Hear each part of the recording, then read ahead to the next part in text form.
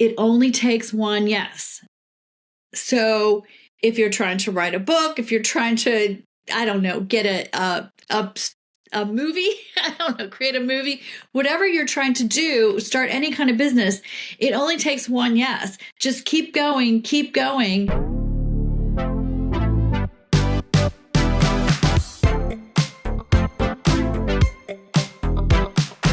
Let's take a quick moment to thank the people that support and sponsor the podcast.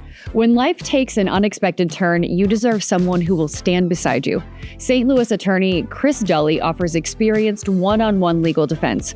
Call 314-384-4000 or 314-DUI-HELP, or you can visit dullylawfirm.com. That's DULLE lawfirm.com for a free consultation. Welcome to Hope Comes to Visit. I'm Danielle Elliott-Smith. This is more than a podcast. It's a gathering place, a space for stories that open hearts, conversations that spark truth, and hope that hopefully shows up right on time.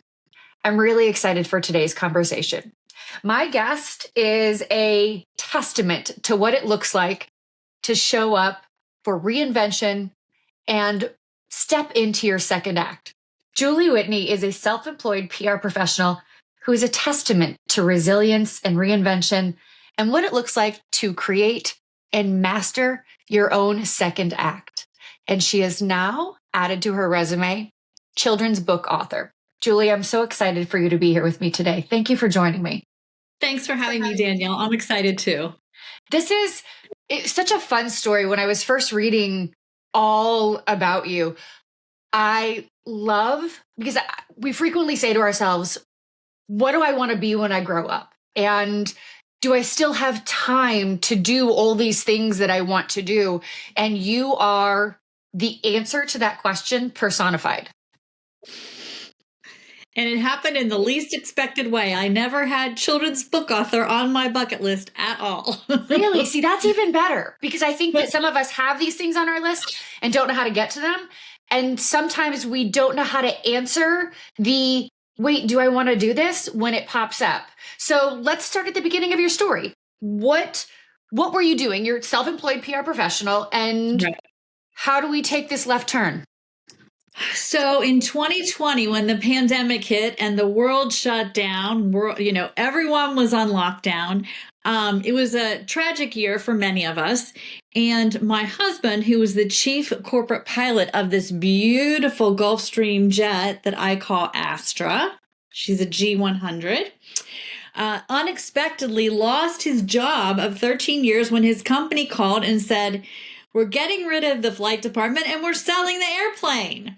So May 5th, 2020, a day I'll never forget, I went with him to help him clean out the hangar, get his belongings, and say goodbye to Astra.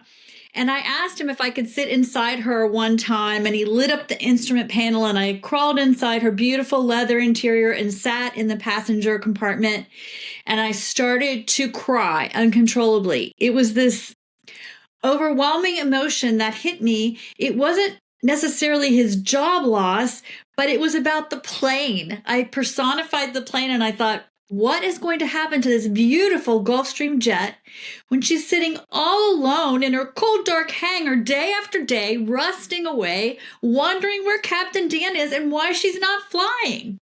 Did you know that you had this attachment to Astra? Did you? I had never even flown in her, but she was Dan's baby. Okay, my husband Dan, Captain Dan, he knew her quirks, her ins and outs, and flew her 3 to 4 days a week as far away as Brazil, and he knew everything about her, and he's the one that took care of her day after day. So I thought, she's going to be really lonely, and I said, what's going to happen if she just sits here and no one buys her? And Dan said, well, if someone doesn't start her engines every 28 days, she's going to be in really bad shape. So I went home that night, and I literally came up with this idea that this is a book. And I started writing Astra the Lonely Airplane that night. And I might add that that was my 60th birthday year. And instead of going to Italy, which was our plan, I had a Zoom pizza party in my backyard. Well, and that was as a result of COVID, right? So you were supposed to go to Italy and then didn't go to Italy because of the world shutting down. Yes. So I wrote a children's book. Needless to say, my PR business had slowed down a little bit. And I decided to write this book. And it was never anything I intended to do because as a PR professional, I've probably promoted about 20 authors and launched their book tours over the years. And I knew what hard work it was. And so, but I just jumped in head first. And I've always been really good at rhyming. Even as a child, I've written birthday odes for my friends on their birthdays, and I write them for my clients still. Right. So it turned into a rhyming book because that's how my brain works. Right. So it's a rhyming picture book. I love it. So how has that journey been? I know you've turned it into, it's more than one book now. It is. The challenge, I'll tell you, I had to have a lot of hope because the challenge is getting it published. So you have to have really thick skin, a lot of hope. So the first book, Astra the Lonely Airplane, was actually published. It came out in March of 2022 during Right to Read Week. And the second book, Astra in Hollywood, which just won the Hindi's Library's Best Picture Book Award, came out 2 years later in March of 2024. So both books have been extremely popular. And a third book is also written, Astra's Canine Rescue. But I've put that on hold because I've decided that I want to develop a children's animated streaming series. Good for you. I love the dreaming big. I want to talk about the publishing process a little bit, though, because you understand the PR side of it, right? But I imagine when people come to you, they already have that piece taken care of. So was that a learning curve for you? Definitely. I mean, I seriously Googled all the literary agents and publishers that were looking for new children's books. And I must have sent out, I don't know, I'm going to say 60 or 70 queries. And I kept getting shot down. But as a PR pro, I know that you can't land every story. Right. You know, it only takes that one. And so my motto was always have hope. It only takes one. Someone's going to fall in love with it. So I was starting to get a bit of discouraged. But in August of 2022, or 2020, I'm sorry, August of 2020, Brandy Lane Publishers got back to me and said, we love your book. And I actually signed with them on August 19th of 2020, which is National Aviation Day. And the same day, Captain Dan got a new job. The stars were aligned for both of us that day. I saw it as a destiny. I really did. Right. Look at everything come together for you. Now, I know that you mentioned to me that Hope is your middle name as well. It is. And you know, the actual book, Astra the Lonely Airplane, is a story of hope. So Astra finds out that she's being sold, and Captain Dan tells her they have to leave the hangar and find a new job. And she's a bunch of quirky different people come by and take her for a ride and try to buy her. And they're kind of mean and not very nice to her. One man's really rude. But Astra holds out hope that they're going to find the right buyer.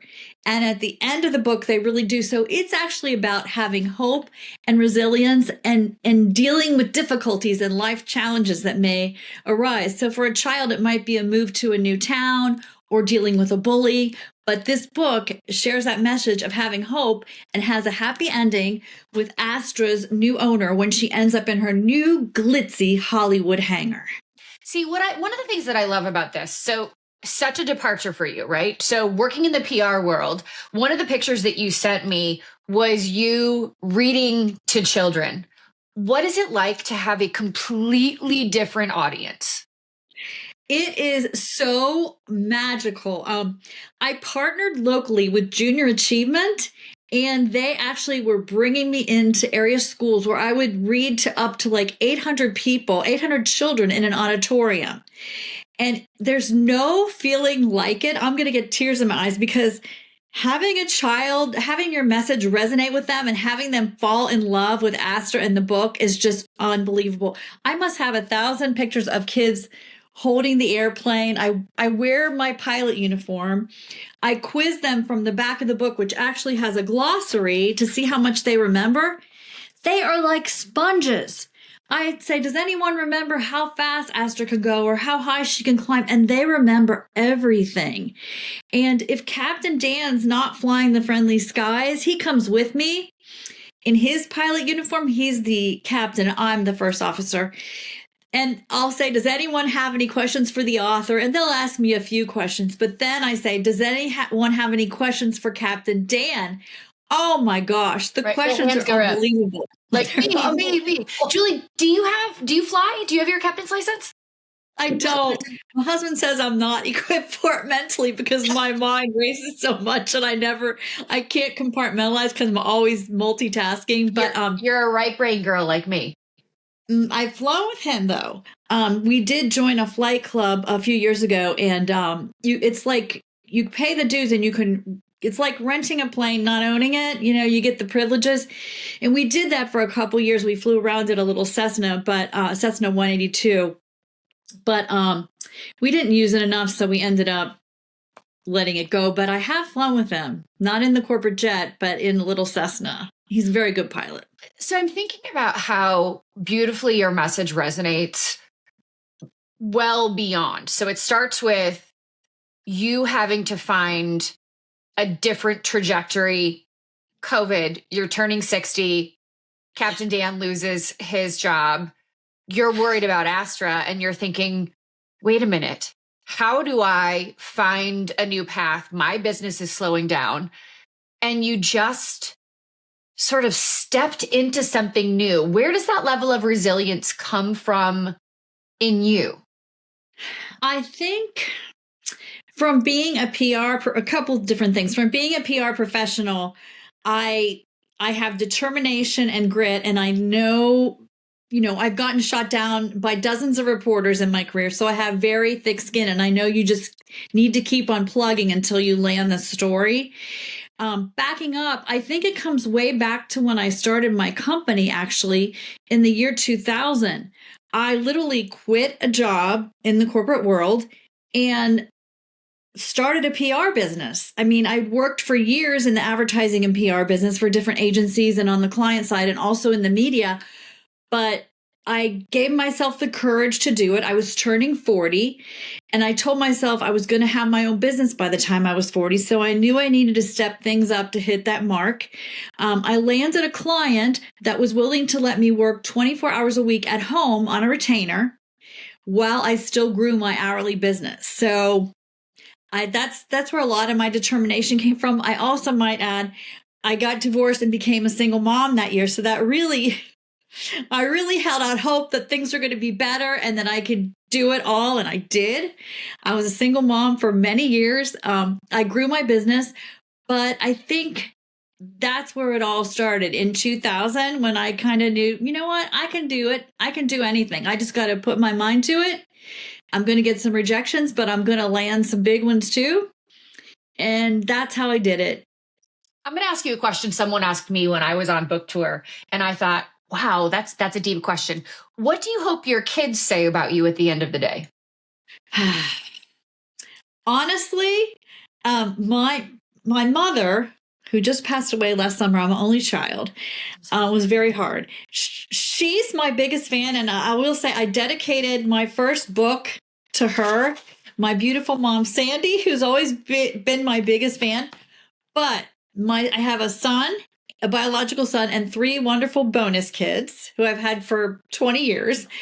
They're all very proud of me. And in fact, my granddaughter, Maddie, who's going to turn 5 this summer, absolutely loves the books. I read them to her every time I go to visit. So I think having the grandkids fall in love with your books is even more meaningful. My son, when he was home last November, he came to a big book signing with his fiance. He had never seen me in action. And I was so happy that he actually got to see me with a big crowd doing my thing. He filmed it on his phone. And so I know they're very proud. They're especially proud that after pitching my children's series and I created a trailer and a pitch deck to, I would say, 50 different animation and production studios. I found one, as I did with my publisher, that actually fell in love with the concept. I thought my pitch deck and trailer were pretty good, but they're redoing it to professional level that I could never even imagine.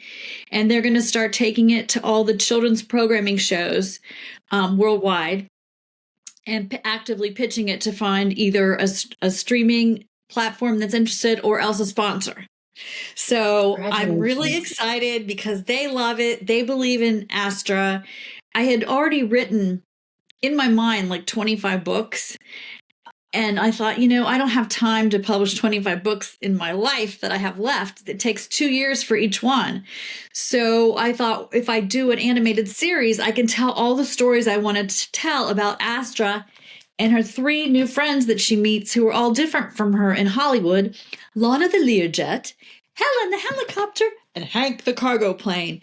They all have different skills from Astra, but when they work together, this formidable foursome helps to save people, animals, and our planet worldwide.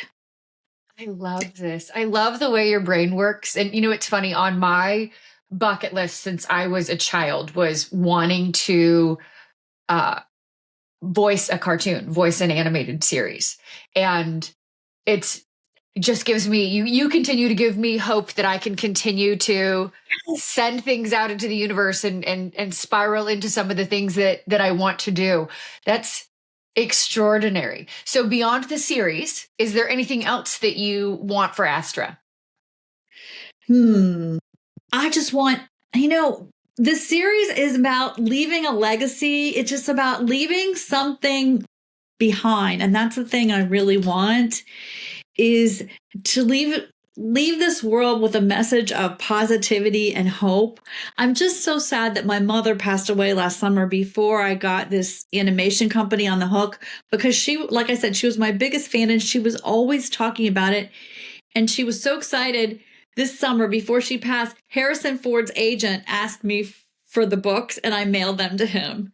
So she was really excited about that, telling everyone, Harrison Ford, because I contacted all the agents of people that were pilots like John Travolta, Harrison Ford, Tom Cruise. I got some nasty emails back threatening to block me, whatever. Wow. But I can't imagine sending you a nasty email back. I mean, a simple no thank you can suffice.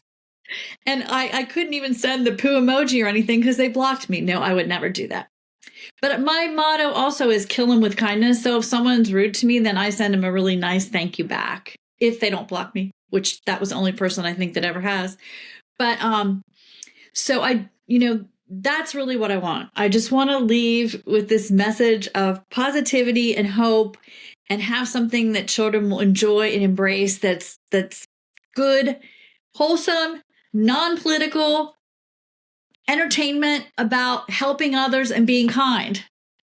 Really. I mean, that's all I want. Julie, if you were to sit in front of people like you, right, who are in the midst of a moment when they are thinking, should I pursue a dream that I have tabled, what would you say to them? 2 things. I would say after I started my PR company in 2000, which I didn't even know, what can I write off? What do I need for a home office? The first thing I did was hire a small business accountant who told me how to file my quarterly taxes and took me through everything. I've probably sat down with, I want to say, at least a dozen entrepreneurs who've come to me trying to start their own consulting business, asking me what to do. And I've walked them through everything, and I've sent a lot of them to my accountant, who's now retired. But I pride myself that I've always made the time to help other PR professionals or anyone trying to start any type of small business, tell them what they need to do and what they need to be aware of, tax-wise, etc. The other thing I would say is it only takes one yes. So if you're trying to write a book, if you're trying to, I don't know, get a movie, I don't know, create a movie, whatever you're trying to do, start any kind of business, it only takes one yes. Just keep going, keep going. There's going to be days where you get down, but just tell yourself eventually whatever you're doing is going to resonate with someone. I mean, I almost didn't read the email from Brandy Lane Publishers. I actually put it aside in my inbox and kept working on other stuff because I was sure it was going to be another thank you anyway. You're very creative, but we're not interested. So I finally read it at the end of the day and started screaming. And I called my mother first Oh, I love to tell her that the book was being published. So, that is amazing. Have they published all of your Astra books? They published both of them. And the third book, even though they sent me a contract, I've put it on hold because I'm kind of focusing on the streaming series right now to see where it goes. Okay. I've had to hire an intellectual property attorney and make sure, that I own the illustrations and everything and copyright everything and made sure everything was squared away before I started doing that. So is there a specific animator that you work with? Do you work with a specific illustrator?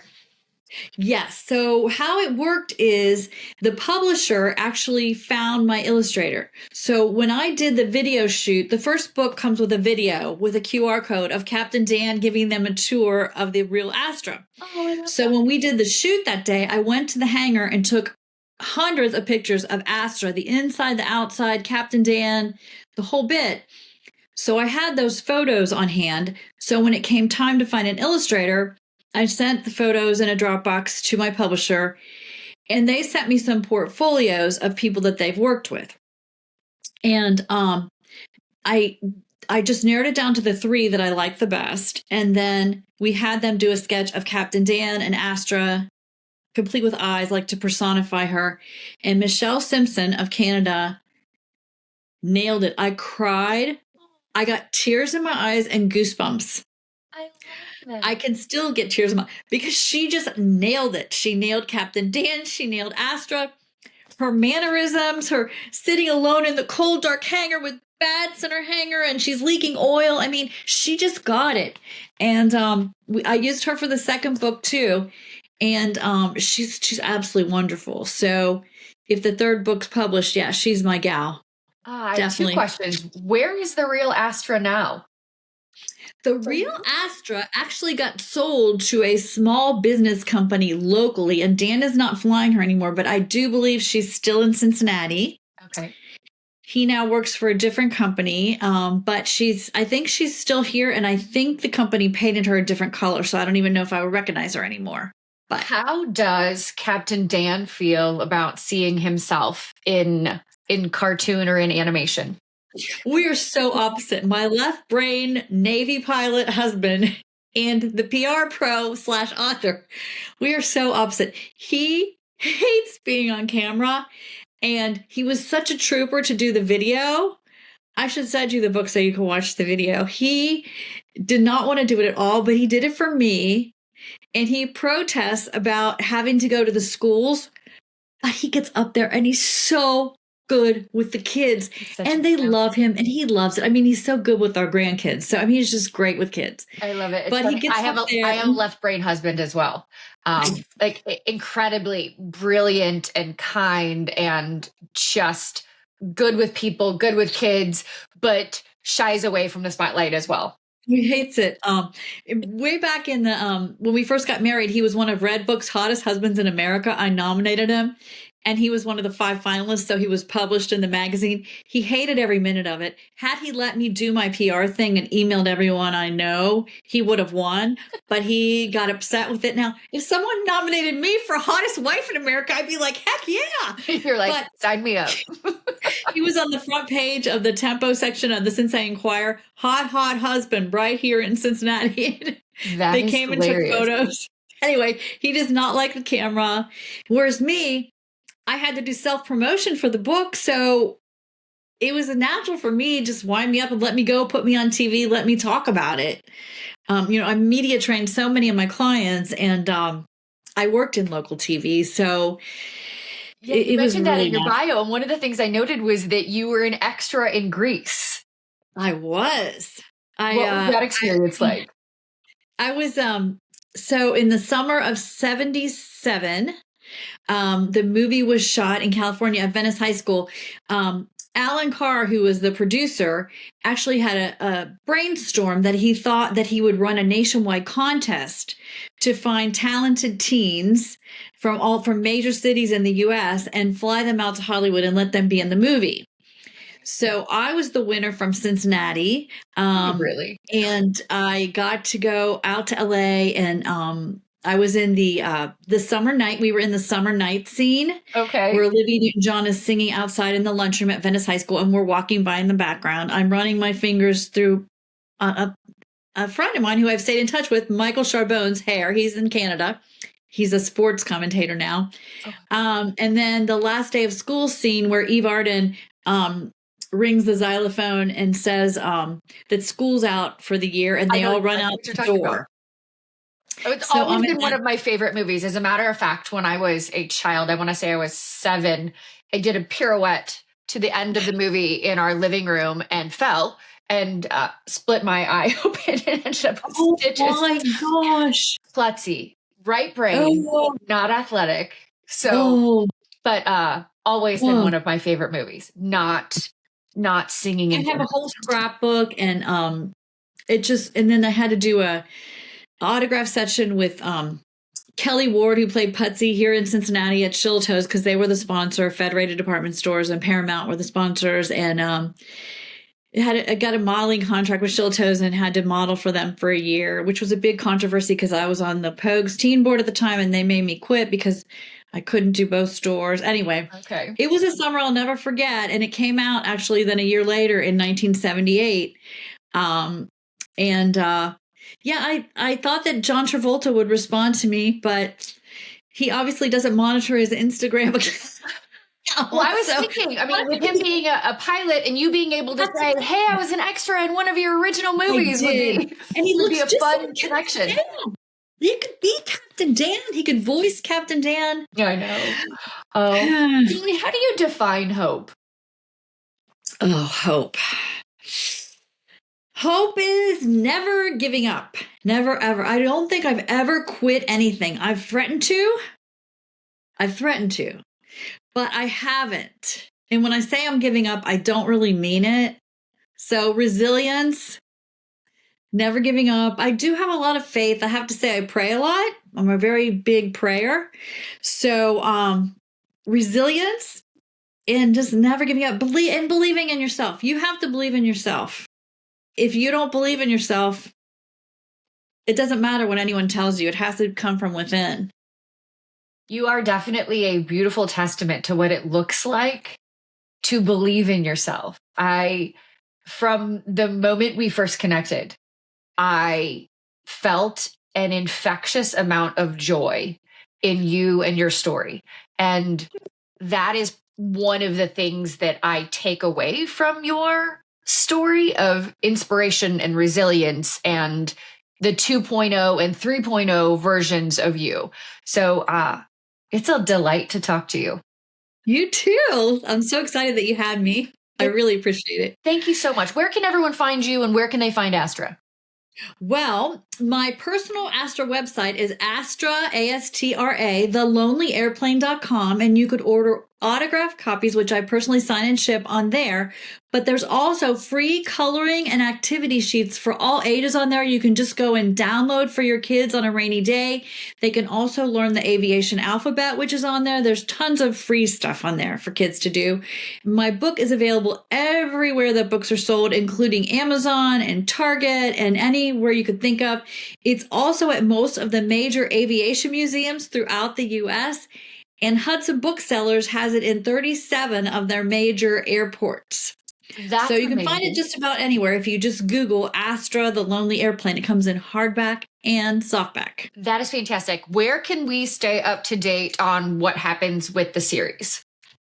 The Astra the Lonely Airplane.com is probably the best place. Captain Dan is actually my webmaster. Okay. My left brain computer guy.